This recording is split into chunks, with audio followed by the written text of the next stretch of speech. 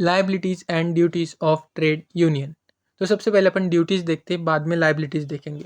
Duty में first आती duty to get registered. ये ऑप्शनल रहती बट इसके बहुत फ़ायदे रहते। Then follow lawful objectives. Then frame and follow rules. तो रूल्स के अंदर आता है name and address of union, admission of members, election and removal of office bearers, utilization of union funds, dissolution procedure. Then आता properly utilize general funds. तो trade union का general funds अलग रहता और पॉलिटिकल फंड्स अलग रहता। और अपन जो ये ऑफिस बियरर्स देख रहे हैं, ये ट्रेड यूनियन के ऑफिस के बारे में बात हो रही, और उधर जो काम कर रहे हैं उनको बियरर्स बोला गया है। सो इसके अंदर आता payment of salaries to office bearers, conduct of trade disputes, then legal proceedings and welfare activities. उसके बाद maintain political fund separately, maintain account and audit, furnish information to registrar, avoid unfair labor practices, liability in case of illegal act, act in good faith, abide by industrial awards and settlement। तो ये सब हो गई duties. अभी देखते liabilities.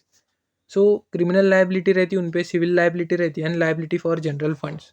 Criminal liability and civil liability के अंदर उनको इम्यूनिटी मिलती। तो क्रिमिनल लाइबिलिटी के अंदर उनको प्रोटेक्शन मिलता फ्रॉम क्रिमिनल कॉन्स्पिरसी, बट उसका एक एक्सेप्शन है कि अगर वो एक्चुअल ऑफेंस कमिट करते हैं, जैसे वायलेंस कर रहे हैं, असॉल्ट कर रहे हैं, तो फिर उनको इम्यूनिटी नहीं मिलेंगी। सेम सिविल लाइबिलिटी के अंदर भी है, उनको भी सिविल सूट से इम्यूनिटी मिलती है, लेकिन उसके भी कुछ एक्सेप्शंस है। अगर वो टॉर्चियस एक्ट करते हैं या वायलेंस या घेराव करते हैं तो उस कंडीशन में फिर उनको इम्यूनिटी नहीं मिलेंगी। Then liability for general funds, इसके अंदर अगर वो ब्रीच करते हैं लाइबिलिटी को तो उनको पेनल्टी भरनी पड़ेगी।